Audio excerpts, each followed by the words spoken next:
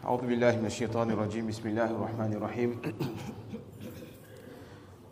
هو الذي خلق السماوات والأرض في 6 أيام ثم استوى على العرش. Alors on a commencé la sourate al-Hadid. Et au début de cette sourate, Allah subhanahu wa ta'ala, il parle de son qudrat, de son pouvoir, de sa majesté. Allah subhanahu wa ta'ala parle de ses qualités. Huwa al-awwal wal-akhir. Qu'Allah est le premier sans début et le dernier sans fin. Donc, dans ces versets également, Allah subhanahu wa ta'ala nous montre son pouvoir. Allah ta'ala montre sa qualité de Rabb. Qu'Allah ta'ala il est notre créateur, il est notre Rabb. Allah t'a dit Huwa alladhi khalaqa as-samawati wal-arda fi 6 ayyam.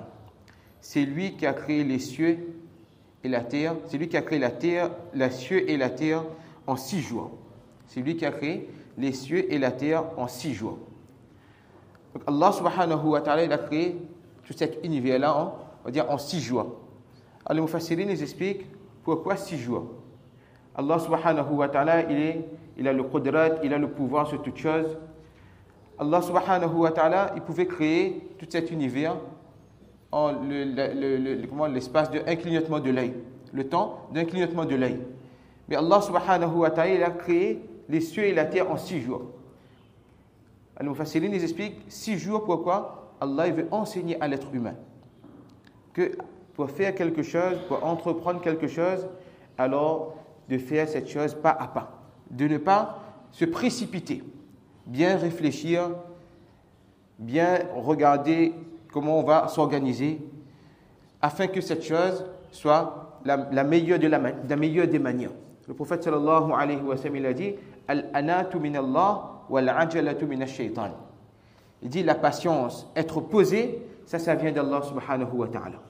Une personne, il a un projet, alors il réfléchit, il demande, il fait istikhara, il prend conseil avec ceux qui sont experts de le domaine, et puis il avance de cette manière. Donc al-anatu min Allah, être posé, ça c'est de la part d'Allah subhanahu wa ta'ala. Wal-ajalatu min ash-shaytan. Et la précipitation, la hâte, ça vient de shaitan. Donc Allah Ta'ala veut enseigner à l'être humain de faire chaque chose pas à pas. Et deuxième chose, Allah subhanahu wa ta'ala, bien qu'il a le contrôle sur toute chose, Allah il a créé en 6 jours pour montrer que fa'alul lima yurid, que Allah il fait ce qu'il veut.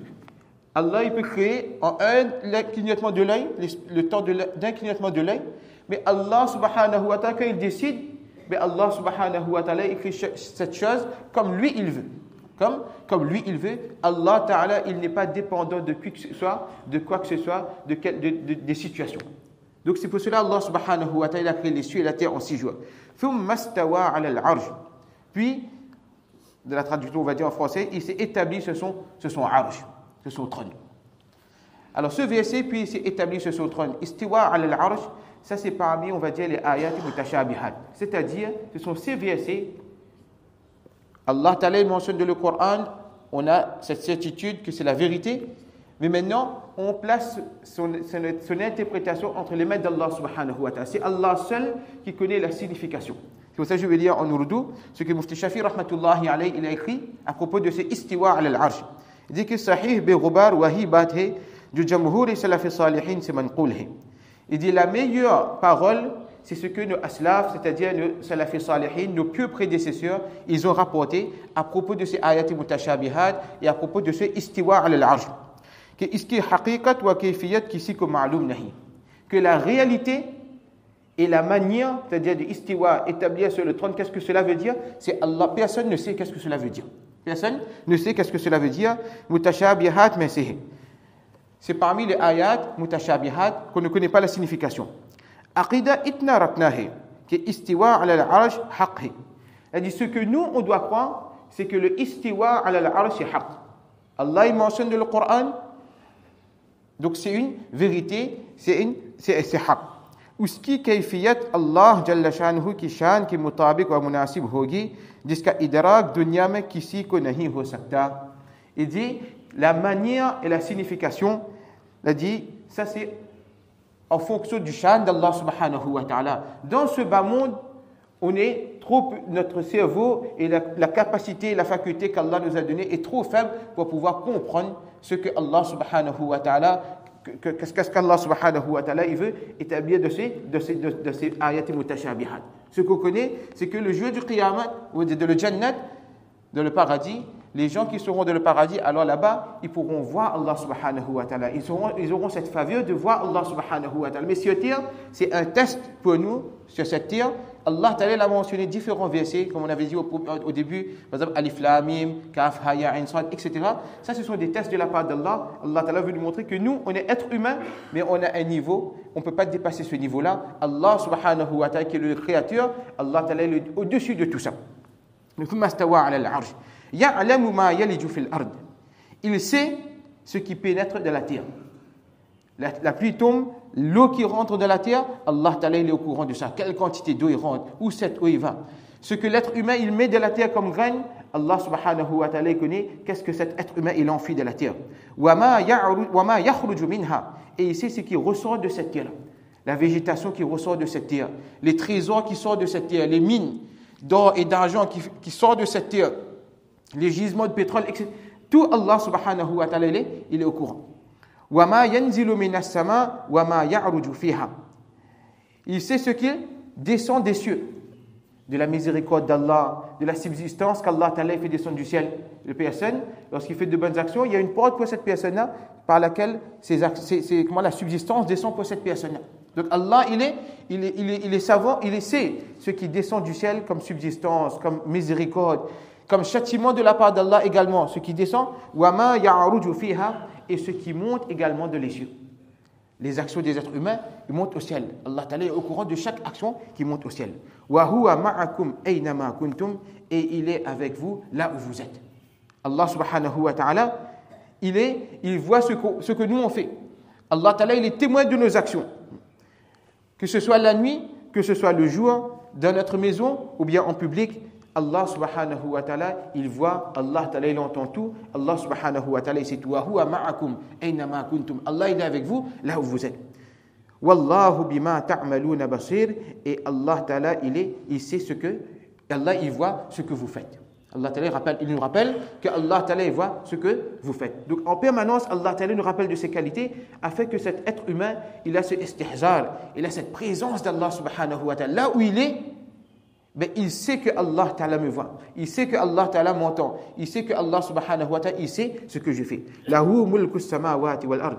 À lui appartient la royauté, la souveraineté des cieux et de la terre.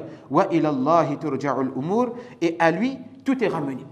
Toutes les actions que l'être humain il fait sur terre, alors le jour du Qiyamah, il sera rétribué en fonction de ses actions. Faman ya'mal mithqala dharratin khayran yara. La personne qui fait un atome de bien sur terre, alors il verra sa récompense dans le akhirah. Et la personne qui fait un atome de mal sur terre également, alors il va voir sa punition le jour du qiyamah. Donc Allah dit wa ilallahi turja'ul umur.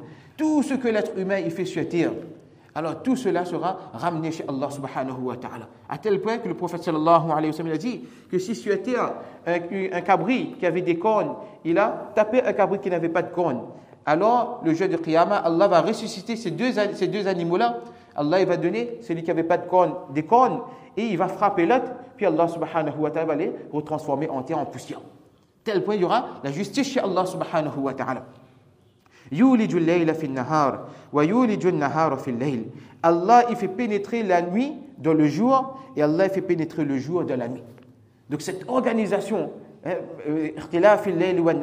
alternance entre jour et la nuit, c'est le signe de la manifestation du pouvoir d'Allah subhanahu wa ta'ala. Allah dit, regardez, c'est Allah qui fait pénétrer la nuit dans le jour. Pendant la période d'hiver, on voit que la journée est courte, la nuit est plus longue. Après la période d'été arrive, la journée est plus longue et la nuit est plus courte. C'est qui fait ça? C'est Allah subhanahu wa ta'ala par son qudrat, Allah ta'ala par son pouvoir. Donc Allah ta'ala nous interpelle à réfléchir, à méditer sur ce pouvoir d'Allah subhanahu wa ta'ala. Wa huwa alimun bi dhati sudur. Et Allah, il sait parfaitement ce qui contient vos poitrines. À l'intérieur de ce cœur, Allah ta'ala, il sait ce qui se passe. Quelle pensée traverse nos cœurs? Dans ce cœur, il y a l'amour, il y a la mahabba, il y a l'entente. Dans ce cœur, il y a la jalousie, il y a la haine, il y a la rancune. Allah Ta'ala, il est au courant de tout ce qui se passe dans le cœur de chaque être humain, de chaque personne, de chaque créature. Aminu billahi wa rasulih. Donc lorsque notre créature, notre Rabb, a de telles sifat, de telle qualité, qu'il est au courant de toutes choses, il est créateur de chaque chose, alors qu'est-ce que l'être humain doit faire? Aminu billahi wa rasuli. Croyez en Allah, portez foi en Allah et en son messager. Il n'y a pas d'autre créateur, il n'y a pas d'autre ilah qui est digne d'être adoré si ce n'est qu'Allah subhanahu wa ta'ala. Aminu billahi wa rasuli. Croyez en Allah, en son prophète. Wa anfiqu mimma ja'alakum mustakhlafina fihi. Et dépensez ce dont il vous a donné la lieutenance. Et dépensez ce dont il vous a donné la lieutenance. C'est-à-dire ce que Allah ta'ala nous a donné comme bien. Allah il a dit Walillahu mulku samawati. Tout appartient à Allah. Nos biens appartiennent à Allah subhanahu wa ta'ala. Ce qu'on possède en ce moment dans notre main, le vrai propriétaire c'est Allah. Mais Allah ta'ala nous a donné ça en tant que responsable de ces biens. Donc Allah dit, vous n'êtes pas propriétaire réellement de ça. Ça m'appartient. Maintenant, dépensez ce qu'on vous a donné, cette responsabilité. Ça, c'est le premier. Les Mufassirines donnent ce sens-là. Ou bien, les Mufassirines, ils expliquent qu'avant nous, les gens ont possédé ces biens-là. Nous, on a eu ça comme héritage des gens qui sont passés avant nous. Et lorsqu'on va quitter ce monde, ben, les gens après nous, ils vont posséder ces biens-là. Donc, lorsque tu es, on va dire, ta présence est éphémère ici.